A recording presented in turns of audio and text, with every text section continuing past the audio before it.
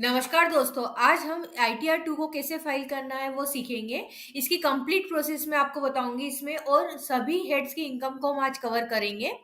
इसके लिए सबसे पहले हमको इनकम टैक्स के पोर्टल पर आना होगा। www.incometax.gov.in को ओपन करें। पोर्टल पर आने के बाद लॉगिन पर क्लिक करें। लॉगिन करने के लिए हमको यूजर आईडी और पासवर्ड चाहिएगा। यूजर आईडी पैन नंबर होगा। अपना पैन नंबर देने के बाद कंटिन्यू पर क्लिक करके अपना पासवर्ड इंटर करें और फिर कंटिन्यू पर क्लिक करें। लॉगिन करने के बाद आप अपना फॉर्म 26 एस और एआईएस को चेक कर लें। चेक करना इसलिए जरूरी है क्योंकि इससे द्वारा आपको पता चल जाएगा आपकी जितने भी टीडीएस टीसीएस हुए हैं या अपने शेयर्स हैं या म्यूचुअल फंड की यूनिट्स हैं या बैंकिंग ट्रांजेक्शन है, ये सभी आपके इसमें एआईएस में 26 एस में आपको मिल जाएंगे। तो इससे क्या होगा, जब ये आप मैच कर लेंगे तो आपको पता चल जाएगा कि आपकी कौन कौन सी इनकम है और सभी इनकम आप अपने रिटर्न में ले लें। क्योंकि यदि आप रिटर्न में कोई इनकम आपकी रह जाती है तो आपके पास इनकम टैक्स का नोटिस आ जाएगा। 26 एस को चेक करने के लिए आपको ई फाइल पे जाना होगा। ई फाइल में इनकम टैक्स रिटर्न में व्यू फॉर्म 26 एस का ऑप्शन आएगा। यहाँ पर जाकर आप अपना 26 एस चेक कर सकते हैं। इसके साथ ही एआईएस के लिए आप यहाँ पे देखेंगे तो यहाँ पर आपको ऑप्शन दिखेगा, यहाँ पर एआईएस लिखा हुआ है। यहाँ पर आप एआईएस की अपना जाकर आप एआईएस पोर्टल पर जाकर अपना एआईएस चेक कर सकते हैं। चलिए अब हम इनकम टैक्स रिटर्न फाइल करने की प्रोसेस स्टार्ट करते हैं। इसके लिए आपको सबसे पहले ई फाइल के अंदर इनकम टैक्स रिटर्न में फाइल इनकम टैक्स रिटर्न पर क्लिक करना है। या फिर आप चाहें तो आप डायरेक्ट जो आपको यहाँ पे दिख रहा होगा फाइल नाउ पर भी आप क्लिक कर सकते हैं। इसके द्वारा भी हम रिटर्न फाइल कर सकते हैं। इनकम टैक्स अब हमको असेसमेंट ईयर सिलेक्ट करना है। अभी जो हम रिटर्न फाइल कर रहे हैं वो कर रहे हैं फाइनेंशियल ईयर 22-23, यानी कि इस रिटर्न में हम 1 अप्रैल 22 से 31 मार्च 23 तक की सभी इनकम को लेंगे। तो 22-23 के लिए असेसमेंट ईयर क्या होगा आपका 23-24। तो यहाँ से हम करंट असेसमेंट ईयर 23-24 को सिलेक्ट करेंगे। मोड ऑफ फाइलिंग में ऑनलाइन सिलेक्ट करके कंटिन्यू पर क्लिक कर देंगे।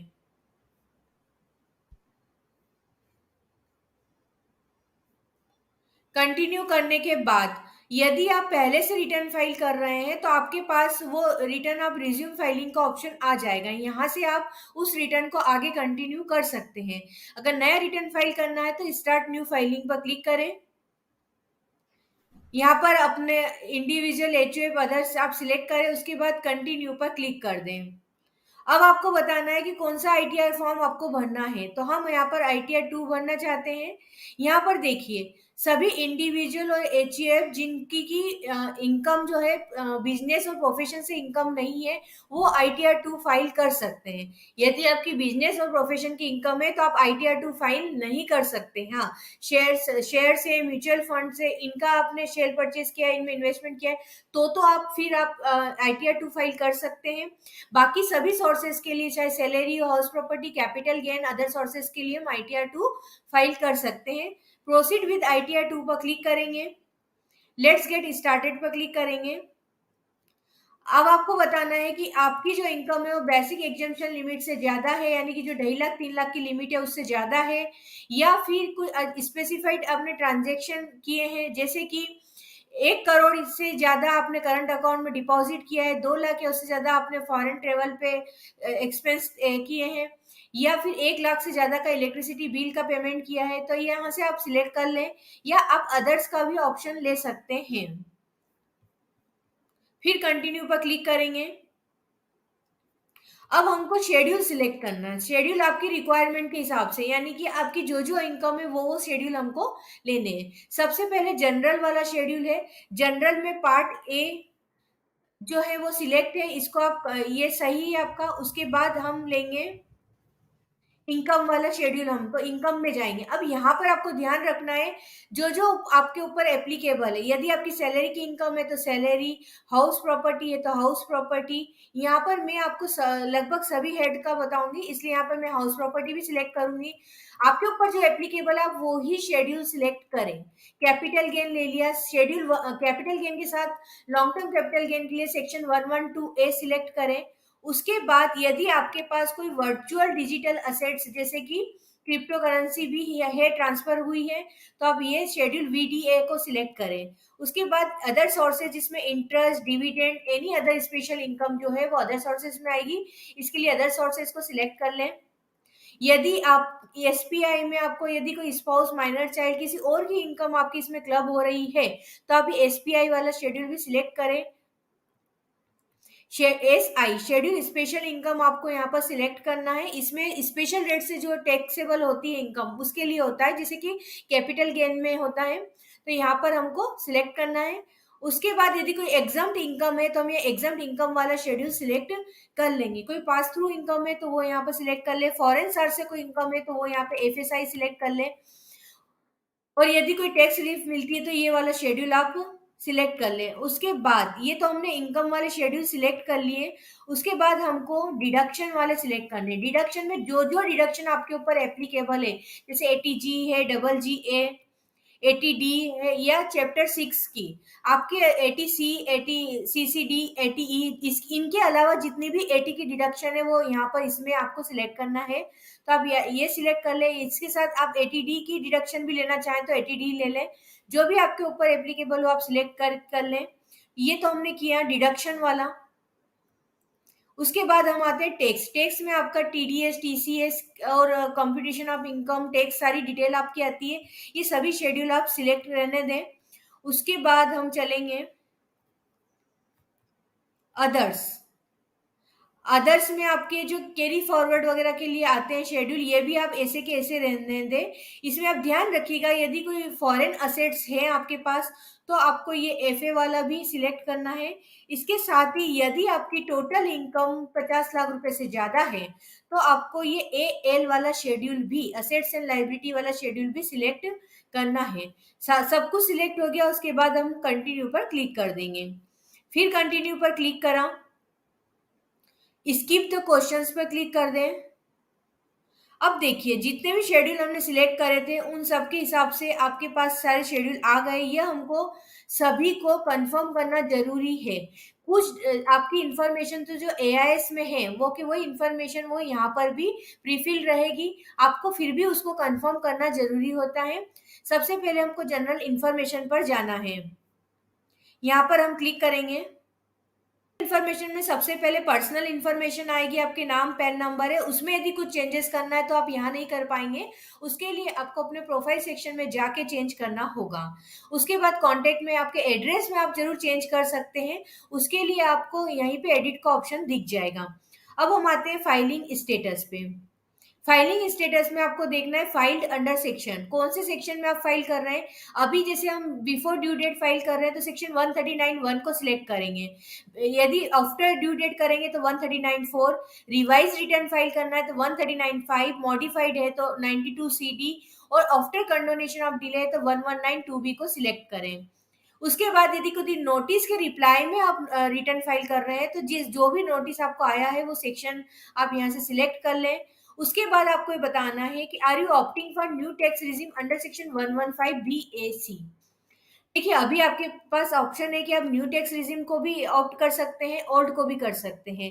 यदि न्यू टैक्स रिजिम को ऑप्ट करते हैं तो उस जैसे यहाँ पे यस किया तो इसमें क्या होगा, ये सारी डिडक्शन जैसे कि सेक्शन 10 की है, HRA वगैरह है, स्टैंडर्ड डिडक्शन है सैलरी के लिए, उसके बाद ATC की डिडक्शन है, ये डिडक्शन आप नहीं ले पाएंगे।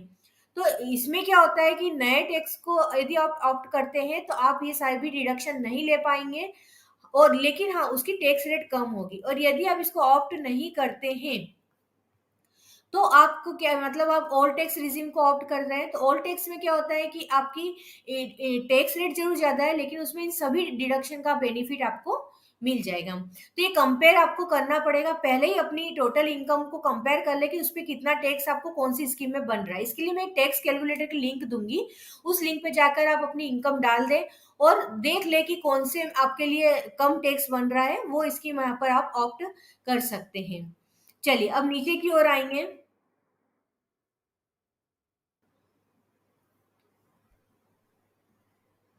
यहाँ पर आपको देखना है रेसिडेंशियल स्टेटस इन इंडिया। यहाँ पर हम सिलेक्ट करेंगे रेसिडेंट। अगर आप नॉन रेसिडेंट है नॉन रेसिडेंट सिलेक्ट करें। उसके बाद रेसिडेंशियल स्टेटस, आप कितने दिन से यहाँ पर रेसिडेंट है सिलेक्ट कर लें। उसके बाद ये सब पे आपको, यदि आपके ऊपर एप्लीकेबल है तो यस करें, नहीं तो नो कर दें। यहाँ पर भी नो करें। यदि आप रिप्रेजेंटेटिव असेसी के रूप में फाइल कर रहे हैं तो यस करके डिटेल दें, नहीं तो आप नो कर दें। यदि आप किसी कंपनी में डायरेक्टर रहे किसी भी टाइम प्रीवियस ईयर में, तो आप यस करके अपनी डायरेक्टरशिप की डिटेल दे दें, नहीं तो आप नो करें। यदि आपने किसी भी time unlisted equity shares hold किए थे तो उस यस करके उसकी डिटेल दे दें, नहीं तो हम नो करेंगे। यहाँ पर सेव पर क्लिक कर दें। उसके बाद बैंक डिटेल का ऑप्शन आ जाएगा। बैंक डिटेल में ध्यान रखिएगा कि आपको बैंक डिटेल्स में कम से कम एक अकाउंट आपका वैलिडेटेड होना चाहिए। यदि वो वैलिडेटेड नहीं है तो पहले अपना बैंक अकाउंट वैलिडेट कर लें। उसमें सही आपका आईएफएससी कोड है, अपना मोबाइल नंबर है, आधार नंबर, सभी से आपको अपने बैंक का जो अकाउंट है वो आपका बैंक डिटेल्स जो है वो आपकी वैलिडेट कर लें। वैलिडेट करने के बाद क्या होगा कि आपको एक अकाउंट जो वैलिडेटेड है उसमें से एक अकाउंट आपको रिफंड के लिए भी उसमें से सिलेक्ट करना होगा। और यह भी ध्यान रखिएगा सभी बैंक की डिटेल, सभी बैंक के डिटेल आप यहाँ पर ले लें। उसमें ऐड अनदर का ऑप्शन आ जाएगा, इसे आप सभी बैंक को ऐड कर लें। उसके ये हमारा जनरल इंफॉर्मेशन कंप्लीट हुई। अब हम शेड्यूल सैलरी पर आते हैं। सैलरी में यदि आपके एक से ज्यादा एम्प्लॉयर है तो यहाँ पर ऐड अनदर करके आप पहले एक एम्प्लॉयर का डिटेल डाल दें, उससे जो जो सैलरी मिली, फिर वापिस से यहाँ पे आके ऐड अनदर करें और फिर अपने सेकेंड एम्प्लॉयर की डिटेल इंटर कर दें। सबसे पहले ग्रॉस सैलरी पे हमको यहाँ पर ऐड अनदर, हमको सैलरी ऐड करनी है। यहाँ पर ले अपने एम्प्लॉयर का नाम ले लें, उसके बाद एड्रेस ले लें, टाउन सिटी,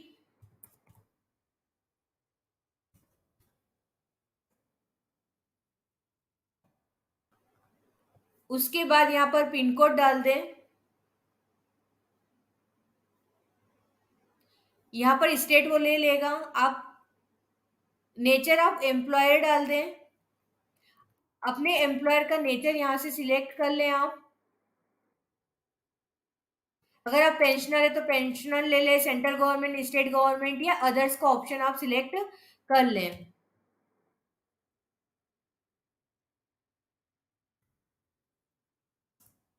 उसके बाद अब देखिए हमको सैलरी की डिटेल देना है। ये तो हमने एम्प्लॉयर की डिटेल दी, अब सैलरी की डिटेल में आपके पास यदि फॉर्म 16 है तो उसको ओपन कर लें। आपको इजीली यहाँ पर उसमें सारी डिटेल मिल जाएगी। आप सेक्शन वाइज आप अपने फॉर्म 16 को चेक करें। जैसे सैलरी एज पर सेक्शन 17(1), इसमें आपकी जो है बेसिक सैलरी है, आपके जितने भी अलाउंसेस है वो सभी आपको यहाँ पर ब्रेकअप उसका देना है। जैसे सबसे पहले आपने बेसिक सैलरी ले ली, फिर जितनी बेसिक सैलरी है वो यहाँ पर आप इंटर कर दें।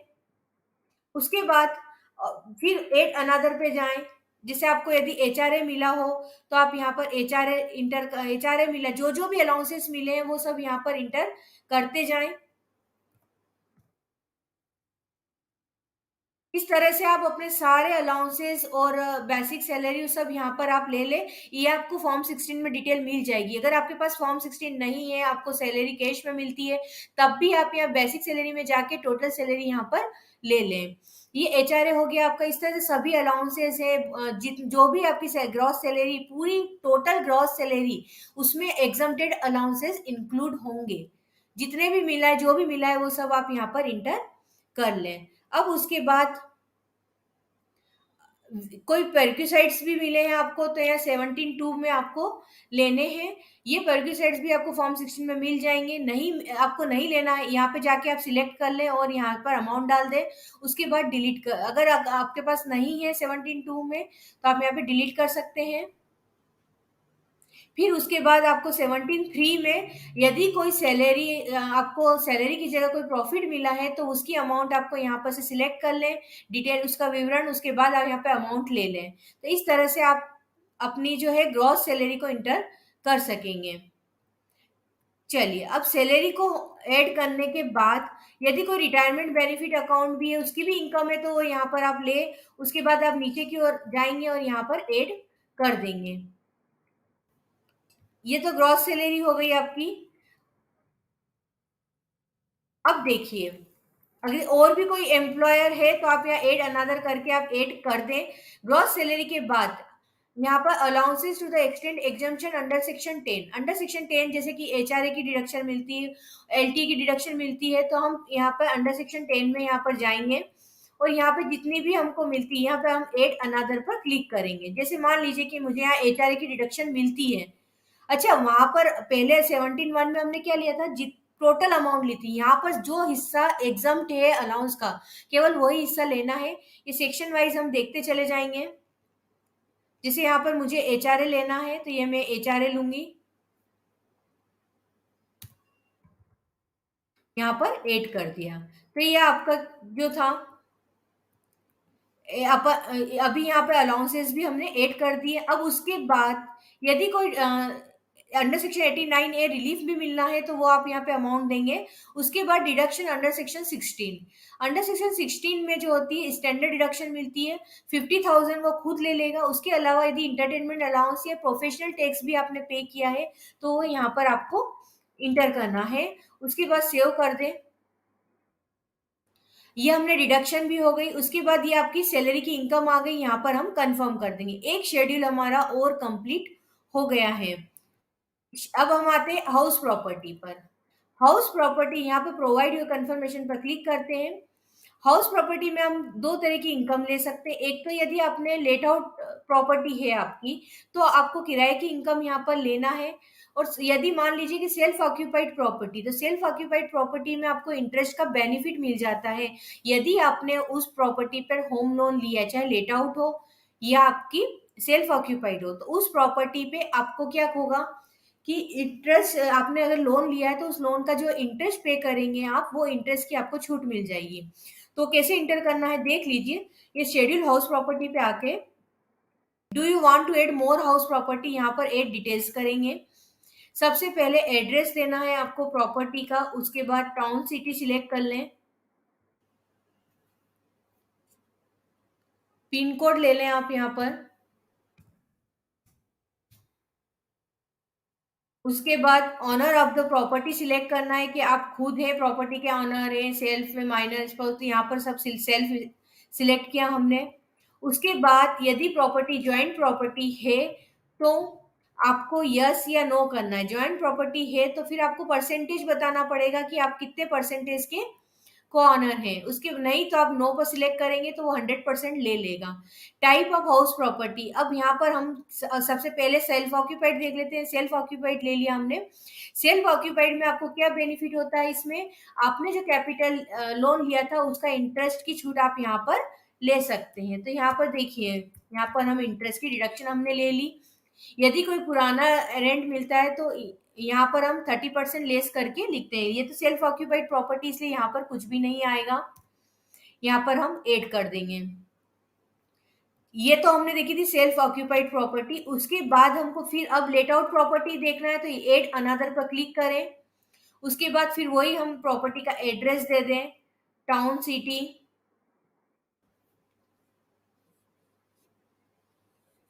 यहाँ पर हमको पिन कोड देना है।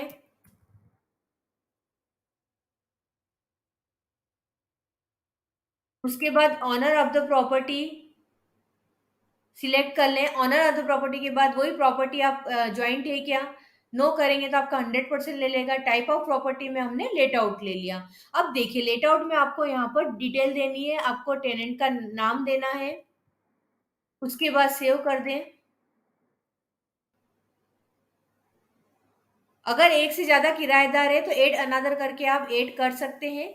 ग्रॉस रेंट रिसीव्ड, आपको टोटल ग्रॉस रेंट कितना रिसीव हुआ यहाँ पर आपको अमाउंट लेनी है। जैसे हम मान लीजिए 3,50,000 मुझे रिसीव्ड हुआ है।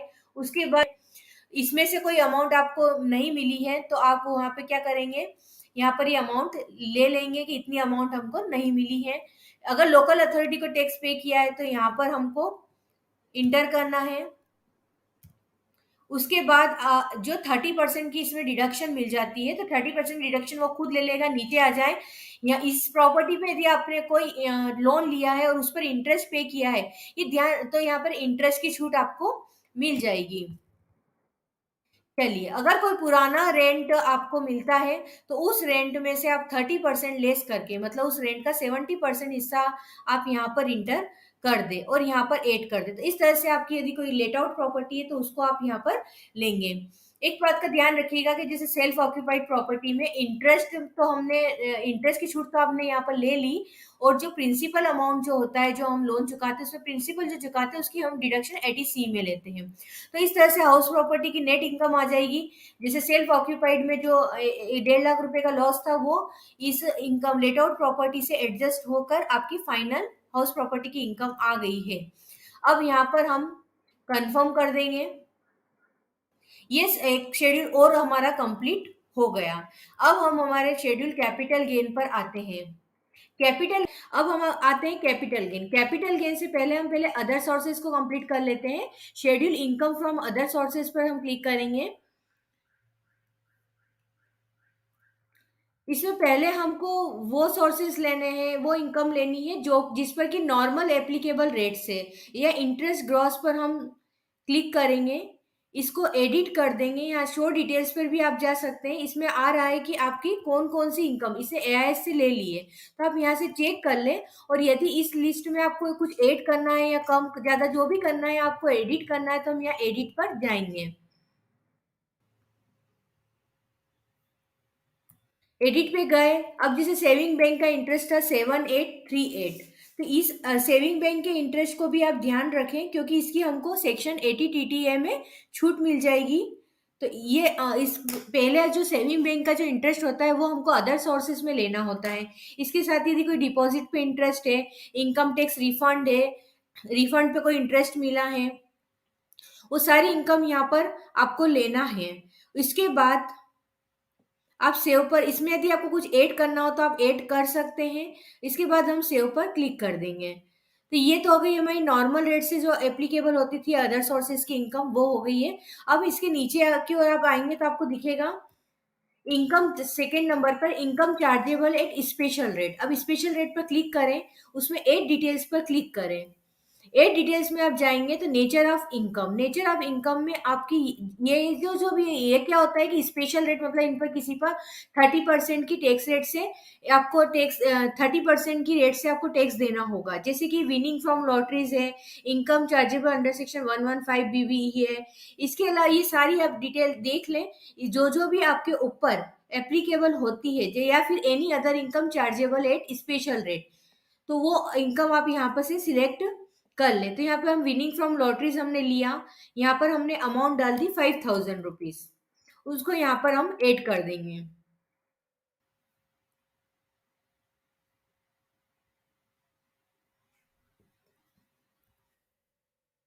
अब इस अब इसके अलावा यदि कोई डिडक्शन भी आपको लेना है, एप्लीकेबल है, तो आप यहाँ पर आप डिडक्शन पे जाकर ऐड डिडक्शन पर क्लिक करके डिडक्शन को ऐड कर दे।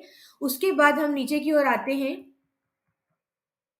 अब यहाँ पर देखिए information about accrual receipt of income from other sources, यहाँ पर हम इसके ऊपर आप देखेंगे 8 नंबर पर income from activity earning and maintaining race horse.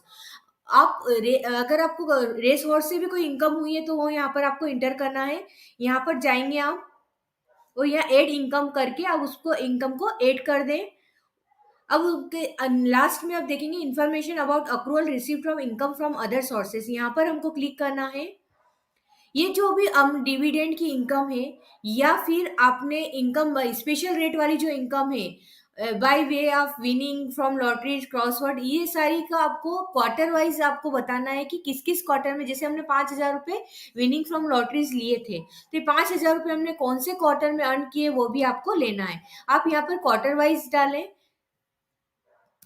जैसे मैं मान लेती हूँ कि मैंने इस समय इसका ये रिसिप्ट हमको इस क्वार्टर में मेरे को मिली थी ये, तो हमने ये इसमें ले लिया है। आप अपने ऊपर जो भी एप्लीकेबल है वो उस क्वार्टर में आप इंटर कर दें। उसके बाद डिविडेंड की इनकम भी है तो आप डिविडेंड की इनकम को भी इसी तरह आपको इंटर करना है। फिर नीचे आके हम कंफर्म पर क्लिक कर देंगे। तो ये हमारा अदर सोर्सेज भी कंप्लीट हो गया। हम अदर सोर्सेज के बाद हम ले लेते हैं डिडक्शन, देख लेते हैं पहले डिडक्शन अंडर चैप्टर 6A। तो यहाँ पर प्रोवाइड योर कंफर्मेशन में हम जाएंगे। यहाँ पर हमको 80C की डिडक्शन या सेक्शन 80 की डिडक्शन हमको यहाँ पर लेनी है। सबसे पहले पार्ट बी में हम एड अनदर पर क्लिक करेंगे। यहाँ पर आप लिस्ट देख लें कि कौन कौन से आपके ऊपर एप्लीकेबल है डिडक्शन। सबसे पहले 80C आ रही है, 80E है। इसके अलावा भी दूसरी सेक्शन आपको यहाँ पर मिल जाएगी। तो इस लिस्ट में से आप सिलेक्ट कर लें और उसकी अमाउंट यहाँ पर इंटर कर लें। जैसे यहाँ पे मैं मान लेती हूँ कि मेरे एटीसी की डिडक्शन इतनी है। उसके बाद हम 8 पर क्लिक कर दें।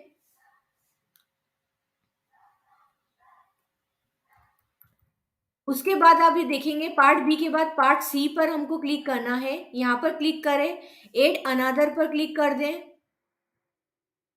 यहाँ पर कौन सी इनकम लेनी है? यदि कोई आपने सेविंग बैंक अकाउंट का इंटरेस्ट है 80 टी या फिर यदि रेसिडेंट सीनियर सिटीजन के केस में 80 या 80 है, यहाँ पर भी आप डिडक्शन देख लें।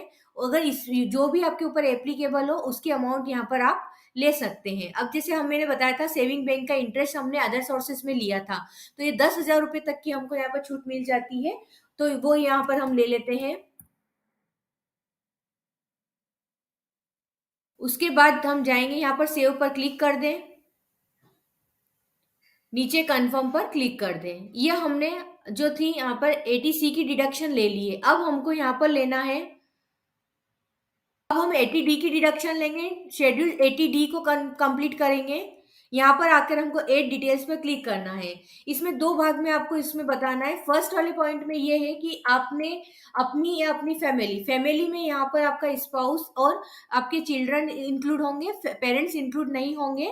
तो आप या आपकी फैमिली में सीनियर सिटीजन है तो आप यस करें, नो करें। और यदि आप क्लेम ही नहीं कर रहे हैं तो not claiming for self and family कर दें।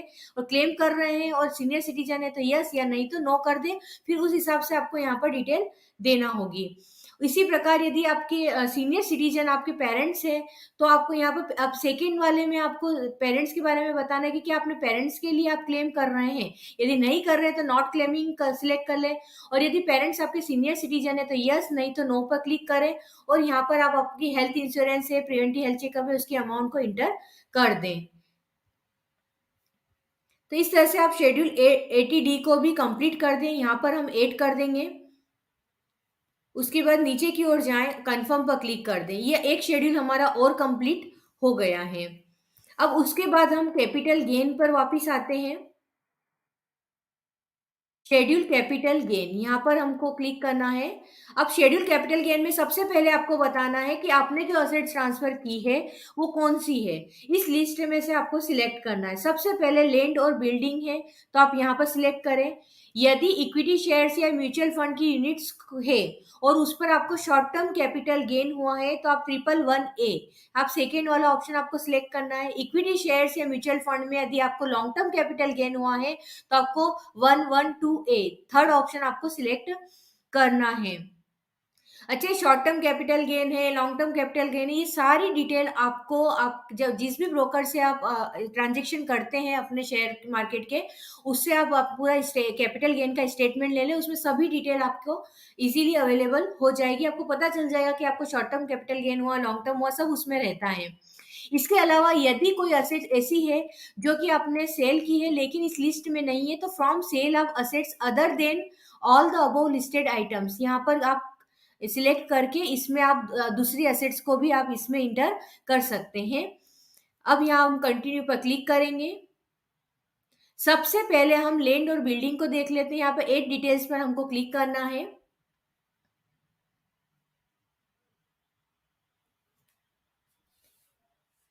चलिए, सबसे पहले वो जो लैंड और बिल्डिंग है आपने कब परचेज की है वो आप यहाँ पर लें।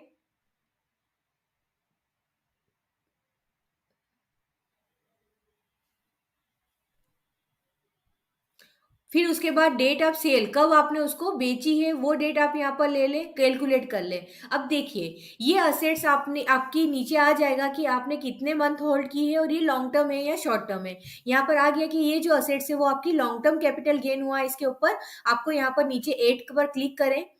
यहाँ पर आपका आ जाएगा full value of consideration receivable, सब आपने कितनी में आपने असेट्स आपने सेल की है वो वैल्यू, सेल वैल्यू यहाँ पर आपको लेनी है। जैसे मान लीजिए कि यहाँ पे हमने 9 लाख रुपए में अपनी असेट्स को सेल किया है। उसके बाद value of property as per stamp valuation, stamp valuation के हिसाब से आपकी प्रॉपर्टी की वैल्यू क्या है वो वैल्यू यहाँ पर लेना है। इसमें आपको एक चीज ध्यान रखनी है कि इसके थर्ड पॉइंट आप देखेंगे फुल वैल्यू ऑफ कंसिडरेशन। इसमें क्या होता है कि एक वैल्यू आपके पास है सेल वैल्यू, दूसरी वैल्यू स्टाम्प वैल्यू। अब इन दोनों में से कौन सी वैल्यू आपको कैपिटल गेन के लिए ली जाएगी वो आप यहाँ पे समझ लें। जैसे कि यहाँ पर मैं ले रही हूँ 9,50,000 रुपए, ठीक है। तब 9 लाख, इन दोनों में से जो वैल्यू ज्यादा होती है वो वैल्यू कैलकुलेट होगी, ये यहाँ पे आ जाएगा।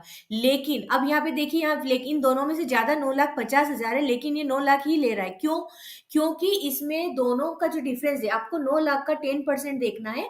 9 लाख का 10% होता है 90,000 रुपए, मतलब 9,90,000 रुपए तक यदि स्टाम्प वैल्यूएशन है तो आपकी 9 लाख ही वैल्यू ली जाएगी। लेकिन इसका मतलब इन दोनों में जो डिफरेंस है वो 10% से ज्यादा का है, तो फिर आपको स्टाम्प जो भी वैल्यू ज्यादा होगी वो ली जाएगी। लेकिन यदि 10% से कम का डिफरेंस है तो फिर आपकी जो है सेल वैल्यू ही यहाँ पर ले लेंगे। अब जैसे यहाँ पे देख लिए 9,90,000 रुपये 10% को इंक्लूड करते हुए होती है, तो 9,90,000 तक तो 9 लाख ही लेगा। लेकिन यदि यहाँ पर हम 10 लाख रुपए ले लेते हैं, 10 लाख लिए तो उसने 10 लाख ले ली, क्योंकि ये क्या थे, इसके 10% से ज्यादा डिफरेंस हो चुका था, तो यहाँ पे 10 लाख उसने ले लिए। उसके बाद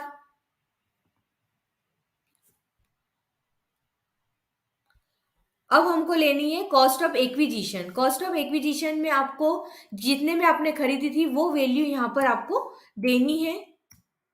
उसके बाद cost of acquisition with induction वो खुद ले लेगा। कॉस्ट ऑफ इम्प्रूवमेंट, यदि आपने बाद में भी उसमें कुछ इम्प्रूवमेंट किए तो वो वैल्यू यहाँ पर आपकी आ जाएगी। इसके लिए आप ये नीचे की तरफ देखेंगे एड अनदर, यहाँ पर आपको क्लिक करना है।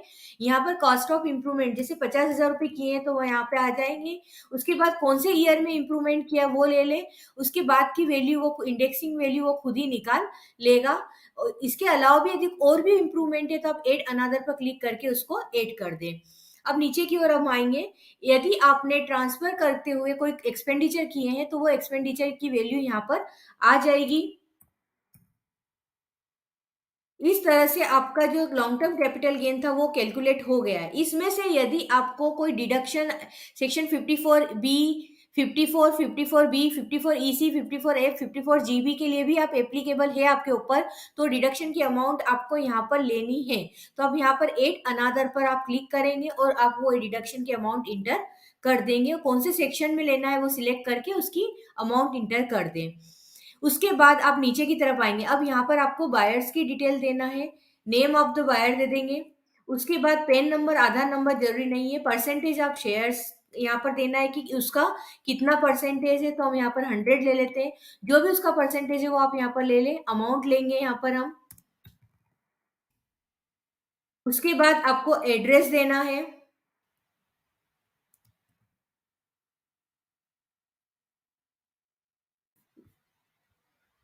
पिन कोड डाल दें आप। पिन कोड से वो स्टेट खुद ही ले लेगा। उसके बाद ऐड कर दें। ये तो था हमारा लॉन्ग टर्म कैपिटल गेन। अब हम इसी में देख लेते हैं कि यदि शॉर्ट टर्म कैपिटल गेन होगा तो उसको आपको कैसे लेना है। तो अब हम इसी को रीसेट करके बता देती हूँ मैं आपको कि यदि शॉर्ट टर्म है तो कैसे लेना है। यहाँ पर रीसेट पर जाएंगे।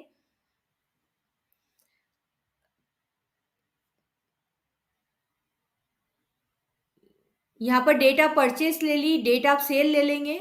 उसके बाद आप कैलकुलेट पर क्लिक करें। देखिए यहाँ पर आ गया कि आपको शॉर्ट टर्म कैपिटल गेन हुआ है। उसके बाद अब यहाँ पर एट क्लिक करेंगे। शॉर्ट टर्म कैपिटल गेन में इंडेक्सिंग का कोई बेनिफिट नहीं मिलता है। स्टाम्प वैल्यू का जैसे मैंने बताया था 10% वाला, वो यहाँ पर भी एप्लीकेबल होता है। यहाँ पर आपको फुल वैल्यू ऑफ कंसिडरेशन आपको यहाँ पर लेना है। जैसे कि हम ले लेते हैं यहाँ पे। उसके बाद वैल्यू ऑफ प्रॉपर्टी आप कौन सी है वो यहाँ पर आप ले लें, वैल्यूएशन स्टाम्प ड्यूटी के हिसाब से। उसके बाद नीचे हमको कॉस्ट ऑफ एक्विजिशन डालना है, जितने में आपने खरीदी थी वो प्रॉपर्टी वो यहाँ पर आप ले लें। अब जितना भी आपका बैलेंस है शॉर्ट टर्म कैपिटल गेन वो आपका आ जाएगा। इसमें से यदि कोई सेक्शन 54B में आपको रिडक्शन लेनी हो तो रिडक्शन भी आप एड यहाँ पर कर सकते हैं। उसके बाद ऐसे ही यहाँ पर बायर की डिटेल भी हमको फिर देनी होगी।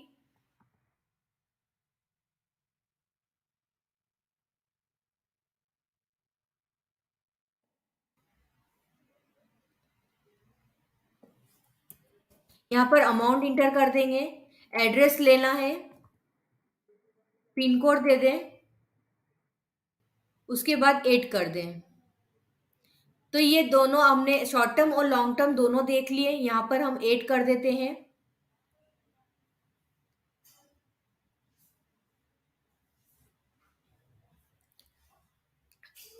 अब देखिए यहाँ पर, अब उसके बाद हम इक्विटी शेयर्स पर आते हैं। इक्विटी शेयर्स में सबसे पहले जो 111A है वो शॉर्ट टर्म कैपिटल गेन के लिए है, यहाँ पर हमको सिलेक्ट करना है। उसके बाद एड डिटेल्स पर क्लिक कर दें। म्यूचुअल फंड की यूनिट्स हो, शेयर्स हो, शॉर्ट टर्म कैपिटल गेन कौन से सेक्शन में, सेक्शन 111A सिलेक्ट कर लें। उसके बाद अब आपको चाहे शेयर्स है या म्यूचुअल फंड की यूनिट्स है, उन सभी को मिलाकर आपने जितनी भी फुल वैल्यू ऑफ कंसिडरेशन आपको लेना है। अच्छा, ये सारी डिटेल आपको कहाँ मिलेगी? आप जो कैपिटल गेन स्टेटमेंट लेंगे उसमें आपको ये सब डिटेल आपको मिल जाएगी। तो शॉर्ट टर्म कैपिटल गेन में आपको अलग अलग नहीं देना है कि शेयर्स की अलग दे, म्यूचुअल फंड की अलग दे। आपको टोटल वैल्यू जो भी है कंसिडरेशन की वो यहाँ पर आपको इंटर कर देना है। अब उसके ऊपर आप अब यहाँ पर नीचे की ओर जाएंगे, आप उस कॉस्ट ऑफ एक्विजिशन, वो आपने कितने में परचेज किए थे, उन सब की टोटल वैल्यू और परचेज की वैल्यू भी यहाँ पर आप ले लें। उसके बाद कॉस्ट ऑफ इम्प्रूवमेंट का यहाँ कोई महत्व नहीं है। एक्सपेंडिचर यदि आपने कुछ किए हैं तो वो एक्सपेंडिचर ट्रांसफर वाले वो यहाँ पर आपको लेना है। उसके बाद नीचे की ओर आ जाए, आप यहाँ पर ऐड कर दें। ये होंगे शॉर्ट टर्म कैपिटल गेन। उसके बाद अब हमको लेना है long term capital gain. Short term capital gain हमारा इससे कितना निकला है, 1,49,000। अब नीचे की ओर जाएंगे हम, अब हमको लेना है 112A long term capital gain. यहाँ पर हम सिलेक्ट करेंगे, यहाँ पर एड डिटेल्स पर क्लिक करें। अब देखिए यहाँ पर आके आपको सबसे पहले यदि कोई आप डिडक्शन है अंडर सेक्शन 54F में आपको डिडक्शन लेनी है तो डिडक्शन की अमाउंट यहाँ पर हमको इंटर करना है। और उससे भी पहले आपको व्यू शेड्यूल 112A। अब यहाँ पर आपको लॉन्ग टर्म कैपिटल गेन के लिए आपको यहाँ शेड्यूल पहले फिल करना होगा, तो ये शेड्यूल पर हम क्लिक करेंगे। अगर आपके बहुत सारे इसमें क्या है, सभी शेयर्स और उसकी डिटेल्स हमको अलग अलग देनी होती हैं। आपकी शेयर्स की है, म्यूचुअल फंड की यूनिट हमको अलग अलग देना होगी। तो आप चाहें तो सीएसवी अगर बहुत ज़्यादा आपके हैं ट्रांजेक्शन, तो आप सीएसवी टेम्पलेट को डाउनलोड करके उसको फिल करके अपलोड कर दें, या फिर हम एड डिटेल्स पर जाकर हम एक के बाद एक इंडिविजुअल भी आप उसको यहाँ पर फिल कर सकते हैं। आपको यहाँ पर लेना है स्टेट यूनिट आपने एक्वायर किए तो बिफोर 31 जनवरी 2018 किया है या आफ्टर किए हैं। यदि आपने बिफोर 31 जनवरी 2018 लिया है तो यहाँ पर आपको ISIN कोड लिखना है। यहाँ पर नेम ऑफ शेयर्स यूनिट आ जाएगा। उसके बाद number of shares, total number of shares कितने हैं वो लेने हैं। सेल प्राइस पर शेयर्स आपको बतानी, यहाँ पे ध्यान रखिएगा जो सेल प्राइस है वो पर शेयर्स आएगी। उसके बाद एक ही शेयर की प्राइस यहाँ पर सेल प्राइस आएगी। उसके बाद आपको यहाँ पर कॉस्ट ऑफ एक्विजिशन देना है। कॉस्ट ऑफ एक्विजिशन यहाँ आपको टोटल देनी, जितने भी शेयर्स हैं उन सबकी cost of acquisition, total cost of acquisition आपको यहाँ पर लेनी है। यहाँ पर सेल प्राइस हमने पर शेयर्स एक शेयर्स की ली थी, लेकिन कॉस्ट ऑफ एक्विजिशन आपको पूरे शेयर्स की लेनी है। उसके बाद fair market value as on 31 January 2018 आपको लेनी है, और ये भी पर शेयर ही आपको, पर शेयर या पर यूनिट आपको यहाँ पर लेना है। उसके बाद जो एक्सपेंडिचर है वो अमाउंट यहाँ पर ले लेंगे। इस तरह से फुल वैल्यू ऑफ कंसिडरेशन यहाँ पर आ जाएगा और यहाँ पर आप ऐड कर देंगे। अगर आपने 2018 के बाद में लिया है तो हम यहाँ आफ्टर 31 जनवरी सिलेक्ट करते हैं। अब इसमें आपको फिल करना और आसान हो गया, सिर्फ आपको कॉस्ट ऑफ एक्विजिशन जो है टोटल वैल्यू आप यहाँ पर कॉस्ट ऑफ एक्विजिशन डाल दें। जैसे कि मान लीजिए कि यहाँ पे मैंने 50,000 रुपये डाल दिए। उसके बाद कोई एक्सपेंडिचर किए हैं तो आप यहाँ पर आप एक्सपेंडिचर ले सकते हैं। फुल वैल्यू ऑफ कंसिडरेशन, आपने कितने में सेल किए उसकी फुल वैल्यू आपको यहाँ पर लेनी है। मान लीजिए कि मैंने यहाँ 65,000 में सेल किए हैं, तो यहाँ पर हम ऐड कर देंगे। तो ये हमने लॉन्ग टर्म कैपिटल गेन को भी यहाँ पर ऐड कर दिया है। अच्छा, शेयर्स के केस में जो लॉन्ग टर्म कैपिटल गेन होता है वो कब होता है, जब आपने शेयर्स या यूनिट्स को आपने 1 साल से ज्यादा होल्ड करके रखा हुआ है। यहाँ पर हम कंफर्म कर देंगे।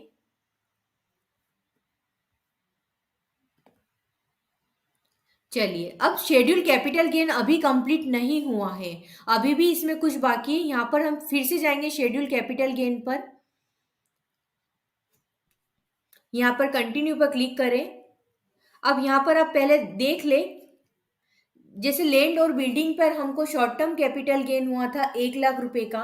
उसके बाद इक्विटी शेयर्स पे हमको शॉर्ट टर्म कैपिटल गेन हुआ था 1,49,000 का। उसके बाद इक्विटी शेयर्स पे ही हमको लॉन्ग टर्म कैपिटल गेन हुआ था, वो अमाउंट भी हम यहाँ पर ले लेते हैं। अब उसके बाद देखिए, टोटल शॉर्ट टर्म इतना हो गया, total long term capital gain इतना हो गया है। यदि कोई आपकी यहाँ पे C2 पर देखेंगे आप, income from transfer of virtual digital assets, यदि आपकी कोई वर्चुअल डिजिटल असेट्स भी आपने ट्रांसफर की है तो आपको इसके लिए शेड्यूल VDA फिल करना होगा, वो अमाउंट भी यहाँ पर आ जाएगी। इस तरह से आपका टोटल कैपिटल गेन आ गया है। इसमें यदि कोई information about deduction claim against capital gain, यदि कोई डिडक्शन आपने क्लेम की है तो यहाँ एड डिटेल्स पे जाएं और यहाँ पर आप अपनी सेक्शन वाइज आप देख सकते हैं, यहाँ पे सिलेक्ट कर ले और डिडक्शन यहाँ पर आप ले लें। अभी हमारे पास कोई भी डिडक्शन हम क्लेम नहीं कर रहे हैं, हम आपके ऊपर जो एप्लीकेबल है वो आप यहाँ पर से डिडक्शन को ऐड कर सकते हैं। उसके बाद नीचे की ओर आप देखेंगे set of current year capital losses with current year capital gain. ये जो भी यदि कैपिटल लॉसेस होते हैं तो कैपिटल गेन से एडजस्ट हो जाएंगे, तो सेट ऑफ होंगे। तो इसको आप यहाँ पे नीचे की ओर जाएं और यहाँ पर कंफर्म, एक चीज और है, यहाँ पर आप देख लें कि कौन कौन से किस किस रेट से एप्लीकेबल है। देखिए, जो शॉर्ट टर्म कैपिटल गेन था 1,49,000 का शेयर्स के ऊपर, उसके ऊपर 15% की टैक्स रेट लग रही थी। इसके अलावा जो 1 लाख रुपए था उस वो एप्लीकेबल रेट से था। ये भी आप ध्यान रखें, क्योंकि ये उनको इसकी बाद में रिक्वायरमेंट आएगी। तो 15% इसके लिए था 1,49,000 के लिए, फिर ये जो 1 लाख था वो एप्लीकेबल रेट से था, ये आप नोट डाउन कर लें।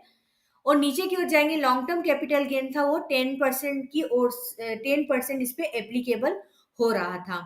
अब आप नीचे की तरफ जाके आप इस पर कंफर्म पर, आपको ये वाला जो था ये हो गया। उसके बाद अब देखिए, एक आपको नीचे दिखेगा information about accrual receipt of capital gain. इसको फिल करने के लिए ही मैंने जो अभी कहा था ना, अभी इसकी रेट देख ले कौन कौन सी है, उसकी जरूरत हमको यहाँ पर पड़ेगी। लेकिन इस शेड्यूल को भरने से पहले अब हम ये अभी फिल कर देते हैं। जैसे यहाँ पर हम गए information about accrual receipt of capital gain, जितना भी कैपिटल गेन आपका ऊपर हुआ था वो सभी कैपिटल गेन आपको क्वार्टर वाइज बताना है कि कौन कौन से क्वार्टर में आपको कैपिटल गेन हुआ है। तो यहाँ पर हम एड डिटेल्स पर क्लिक करेंगे। अब देखिए, यहाँ पर एड डिटेल्स पर क्लिक किया, सबसे पहले आ रहा है शॉर्ट टर्म कैपिटल गेन, जिस पर की रेट क्या थी 15%। 15% शॉर्ट टर्म कैपिटल गेन हमारा कितना था 1,49,000 का। तो यहाँ पर आपको क्वार्टर वाइज लेना है। मैं ये मान के चल रही हूँ कि इस समय मेरा ये गेन हुआ था। आप स्टेटमेंट में से देख कर लिखें। उसके बाद आ रहा है शॉर्ट टर्म कैपिटल गेन 30% से, जी नहीं। उसके बाद है short term capital gain taxable at applicable rates. Applicable rates वाला भी हमने देखा था, कितना था वो शॉर्ट टर्म कैपिटल गेन जो लैंड और बिल्डिंग का था 1 लाख रुपए, वो भी हमको यहाँ पर लेना है। उसके बाद एक और लॉन्ग टर्म कैपिटल गेन 10% का हमारा बचा हुआ है, वो भी हम देख लेते हैं। यहाँ नीचे देखेंगे long term capital gain taxable at rate of 10%, वो हम ले लेते हैं। फिर देखिए, ये क्वार्टर वाइज आपको डिटेल देना जरूरी है, नहीं तो आपके एरर आ जाएगी। एक चीज का और ध्यान रखिएगा, अभी तो मैंने आपको पहले ही बता दिया, लेकिन ये वाला जो शेड्यूल है ये आप अब बाद में कंप्लीट, ये जो है information about approval receipt of capital gain, ये वाला आप बाद में फिल करें। बाद में इसलिए बोल रही हूँ मैं, क्योंकि यहाँ पर आप जब देखेंगे ना, अभी तो क्या था, यहाँ पर आप देखेंगे यहाँ लास्ट में लिखा शेड्यूल BFLA, मतलब जो आपको वहां से जो फिगर आता है वो यहाँ पर आपको लेना है। BFLA जो शेड्यूल है, अभी मैं बताऊंगी आपको, वहां पे जो फाइनल BFLA में क्या होगा कि पुराना जो कैरी फॉरवर्ड है वो सारा एडजस्ट होके जो कैपिटल गेन आएगा, उस कैपिटल गेन को अमाउंट को आपको क्वार्टर वाइज लेना है। तो अभी मैंने इसलिए ले ली क्योंकि मेरा ना तो इसमें पिछला भी कैरी फॉरवर्ड नहीं है और इस साल भी कोई लॉसेस नहीं है। तो पूरा एडजस्ट होने के बाद जो अमाउंट आती है बीएफएल शेड्यूल से, वो आपको यहाँ पर इंटर करना है। तो ये वाला जो शेड है information about accrual receipt of capital gain, ये आप बाद में फिल करें, पहले बीएफएल शेड्यूल फिल करते हैं आपका। चलिए अब यहाँ पर हम ऐड कर देते हैं। ये ऐड हो गया, उसके बाद हम कंफर्म पर क्लिक कर देंगे। तो ये हमारा कैपिटल गेन वाला जो शेड्यूल था कंप्लीट हो गया है। आप ध्यान रखिए कि आपको कैपिटल गेन कंप्लीट करने से पहले आपको कौन सा शेड्यूल लेना है, शेड्यूल BFLA। तो हम यहाँ पर शेड्यूल BFLA से पहले से जानने से पहले पहले आप यहाँ पर देख लीजिए शेड्यूल CYLA, यहाँ पर आते हैं। इसमें है details of income after set of of current year losses. जो करंट ईयर के लॉसेस है वो सेट होने के बाद आपकी करंट ईयर की इनकम आ जाएगी, वो यहाँ पर आप चेक कर लें। उसके बाद कंफर्म पर क्लिक कर दें। अब उसके बाद हमको अभी भी BFL के पहले आप ये CFL वाला भी शेड्यूल ले लें, शेड्यूल CFL पहले कंप्लीट कर लें। इसमें क्या होता है कि इसमें details of losses to be carried forward to future years, आने वाले समय में आपकी कौन सी अमाउंट, यदि कोई लॉसेस है जो कैरी फॉरवर्ड होंगे तो वो ये डिटेल यहाँ पर अपने आप वो ले लेगा। वो सब लेने के बाद यहाँ कंप्यूट सेट ऑफ पर क्लिक कर दें। फिर उसके बाद आपको लेना है B schedule special income complete करें। आप यहाँ पे details of income which is taxable at special rate, यहाँ पर आपको कंफर्म करना है। स्पेशल इनकम कौन कौन सी, जैसे कि अभी हमने देखा शॉर्ट टर्म कैपिटल गेन जिसमें 15%, 10%, ये यहाँ पर आ गया है। 15% से आपको इतना टैक्स लगेगा, ये इनकम है। ये सब आप यहाँ पर चेक कर ले, ये एक कौन सी सेक्शन में कितने परसेंट से है, ये डिटेल भी आपके यहाँ पर आ जाएगा। एक चीज और थी, यहाँ पे 30% से 5,000 रुपए का भी आ रहा था, विनिंग फ्रॉम लॉटरी वाला। इस तरह से ये सारी आपको डिटेल आ गई है। उसके बाद हम जाएंगे नीचे की ओर, जाएं और कंफर्म पर क्लिक कर दें। ये सारे शेड्यूल होने के बाद अब हम आते हैं शेड्यूल BFLA, इस पर जाएं। ये है आपका, यहाँ पर आप देखेंगे current year income remaining after setup. यहाँ पे जाकर आपको देखना है कि शॉर्ट टर्म कैपिटल गेन कितना बचा है, लॉन्ग टर्म कैपिटल गेन कितना है, ये सब देख लें। और वहां पर आपको जो इनकम अक्रूवल और रिसिप्ट वाला था वो आपको फिल करना है। उसके बाद कंप्यूट सेट ऑफ पर क्लिक कर दें, कंटिन्यू पर क्लिक कर दें। अब देखेंगे आप यहाँ पर आपके लगभग सभी शेड्यूल कंप्लीट हो चुके हैं। अब यहाँ AMT वाले शेड्यूल पर जाएं, इसमें आपको नीचे जाके कंफर्म पर क्लिक कर दें। फिर AMTC वाले शेड्यूल पर जाना है, इस पर भी आप नीचे जाकर कंफर्म कर दें। अब हमारे 3 शेड्यूल बचे हुए हैं। अब उसके बाद आते हैं कंप्यूटेशन ऑफ टोटल इनकम, यहाँ पर हमको क्लिक करना है। टोटल इनकम में आप देखेंगे सैलरी, हाउस प्रॉपर्टी, सभी सोर्सेज से इनकम आपकी यहाँ पर आ जाती है। चेक कर ले और कंफर्म पर क्लिक कर दें।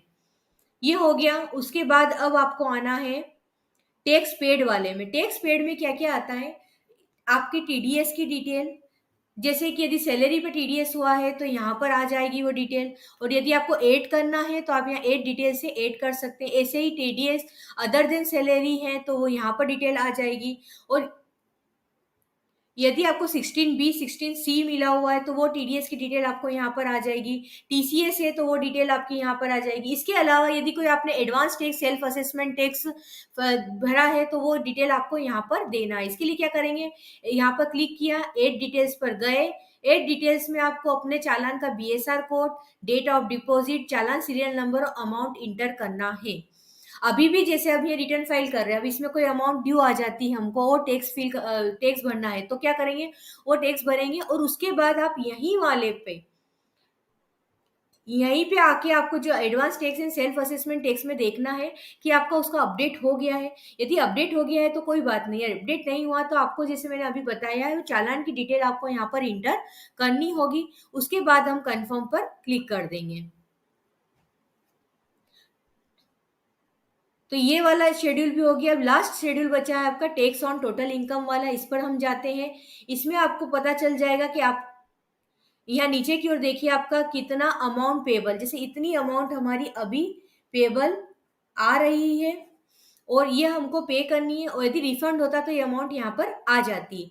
इसके नीचे आप देखेंगे कि do you have any time during the previous year, यदि आपने कोई फॉरेन असेट्स होल्ड की हुई है या उससे कुछ इनकम है तो आप यहाँ पर सिलेक्ट कर लें, या फिर आप नो कर दें। अब यहाँ पर आप देखिए अभी क्या होता है, अमाउंट ड्यू आ रही है तो आपके सामने ऑप्शन आ गया है पे नाउ का, तो हमको अब यहाँ पर पे नाउ पे क्लिक करना है। बिना पेमेंट किए आप रिटर्न फाइल ना करें। आप जैसे ही पे नाउ पर क्लिक करेंगे आपके सामने ऑप्शन आ जाएंगे, आप उस पर आप अपने online debit card, credit card, UPI जैसे भी आप चाहें वो आप पेमेंट कर दे। पेमेंट करने के बाद अब या तो आप कुछ समय वेट कर ले, आप वेट करेंगे तो इससे क्या होगा कि आपका जो चालान की डिटेल वो अपडेट हो जाएगी। और यदि आप चाहते हैं नहीं कि आपको तुरंत ही रिटर्न फाइल करना है तो आप अपना रिटर्न को फिर से ओपन करें और रिज्यूम फाइलिंग पे जाके अपने रिटर्न को ओपन करके आप यहाँ पर शेड्यूल पर आने के बाद या टैक्स पेड वाले शेड्यूल में जाए। टैक्स पेड में नीचे की ओर advance tax and self assessment tax पर देख लें। यदि यहाँ पर अपडेट हो जाए तो कोई बात नहीं, यदि अपडेट नहीं हुआ हो आपका चालान तो यहाँ पर आप इंटर करें। उसके बाद एड डिटेल्स पर क्लिक करके या अपने जो चालान की डिटेल यहाँ पर इंटर करें, बीएसआर कोड, ये सब आपको चालान में मिल जाएगा। बीएसआर कोड है, डेट ऑफ डिपॉजिट है, चालान सीरियल नंबर, अमाउंट यहाँ पर देकर आप एड पर क्लिक कर दें। उसके बाद आप देखेंगे कि यहाँ पर आपका चालान एड हो जाएगा, अमाउंट आ गई है। अब यहाँ पर हम कंफर्म पर क्लिक कर देंगे। उसके बाद फिर से आपको computation of tax on total income पर फिर प्रोवाइड योर कंफर्मेशन पर फिर जाना है। उसके बाद आप प्रीव्यू रिटर्न पर क्लिक, उसको कंफर्म करने के बाद आप प्रीव्यू रिटर्न पर आप क्लिक कर दें। आप अपना रिटर्न का प्रीव्यू आप तभी देख पाएंगे जबकि आपका जो टैक्स जो है वो जीरो पे आप आ जाए, या तो आपका रिफंड हो या फिर आपका टैक्स कुछ भी ना बचे। अब आप ये preview and submit your return पर आने के बाद यहाँ पर राइट क्लिक करें। राइट क्लिक करने के बाद प्रोसीड टू प्रीव्यू पर क्लिक कर दें। उसके बाद पूरा प्रीव्यू चेक कर लें। उसके बाद प्रोसीड टू वैलिडेशन, एक एरर वो बता रहा है। अच्छा, बार बार जो आप जाएंगे एरर को ठीक करेंगे, एरर को ठीक करने के बाद फिर आपको शेड्यूल को, जो लास्ट वाला शेड्यूल है उसको कंफर्म करके आपको प्रीव्यू वगैरह चेक करके आगे बढ़ना होगा। उसके बाद वैलिडेशन पे आने के बाद यहाँ पे अभी भी एक एरर बची हुई है, देख लेते हैं कि ये एरर कौन सी है। ये एरर है हमारी टैक्स डिडक्टेड एट सोर्स वाला, जो टैक्स पेड वाला जो शेड्यूल था उसके अंदर जो टीडीएस से रिलेटेड था उसमें टीडीएस तो अपने आप आ रहा था, उसमें शायद कुछ रह गया है, देखते हैं। ये देखिए नीचे हमने उसने जो टीडीएस में क्या होता है कि टीडीएस वाले शेड्यूल में जो टीडीएस की अमाउंट तो उसने ले ली, ग्रॉस अमाउंट भी ले ली कि इस अमाउंट पे इतना टीडीएस हुआ, वो भी ले लिया। लेकिन अब ये आपसे पूछा जाता है कि जो टीडीएस जो हुआ है वो ये वाली इनकम आपने कौन से सोर्स में दिखाई है। तो यहाँ पे हेड ऑफ इनकम में से आपको हाउस प्रॉपर्टी है, अदर सोर्सेस से कैपिटल गेन है। जिस सोर्स में भी आपने इनकम दिखाई है उस सोर्स को यहाँ पे सिलेक्ट करें और सेव पर क्लिक कर दें। उसके बाद अब देखिए अब वापस से अब वही कंटिन्यू करेंगे उसको आगे। वैलिडेशन पे तक आएंगे आप तो वैलिडेशन सक्सेसफुल का मैसेज आ जाएगा। अब यहाँ प्रोसीड टू वेरिफिकेशन पर आप क्लिक कर दें। इसके बाद आपको ई वेरीफाई का ऑप्शन आएगा। ई वेरीफाई आप अभी करना चाहते हैं तो कर सकते हैं, बाद में भी आप कर सकते हैं, सबमिशन के 30 दिन के अंदर आपको करना है, या आप चाहें तो ITR-4 को डिपार्टमेंट को भेजकर भी कर सकते हैं। हम ई वेरीफाई नाउ पर क्लिक करके कंटिन्यू पर क्लिक कर दें। ये आप अपने आधार नंबर से जो मोबाइल नंबर रजिस्टर्ड है उस पर एक ओटीपी आएगा, उससे भी कर सकते हैं अपने आधार नंबर से, या डीएससी से, net banking, bank account, demat account, किसी भी रूप में आप कर सकते हैं। यहाँ पे हम OTP, Aadhaar with OTP select करते हैं। उसके बाद आप जो भी नंबर अपने आधार के साथ अटैच है उस पर एक ओटीपी आएगा। उस ओटीपी को वेरीफाई करने के बाद आपका जब ई वेरीफाई हो जाएगा तो आप वहां से अपने एक्नॉलेजमेंट आप उसके बाद फिर ई वेरीफाई होने के बाद आप अपने को रिटर्न सबमिशन का आ जाएगा, वो अपना रिटर्न आप सबमिट कर दे। यदि आप ई वेरीफाई बाद में भी करना चाहे तो कर सकते हैं, आप अपना रिटर्न जो है वो सबमिट कर दे। और जैसे ही आप रिटर्न सबमिट करेंगे और यदि आपका ई वेरीफाई भी हो जाता है तो आपकी एक्नॉलेजमेंट उसी वक्त आप डाउनलोड कर सकते हैं। तो इस तरह से फ्रेंड्स आप ITR-2 आप खुद भी फाइल कर सकते हैं।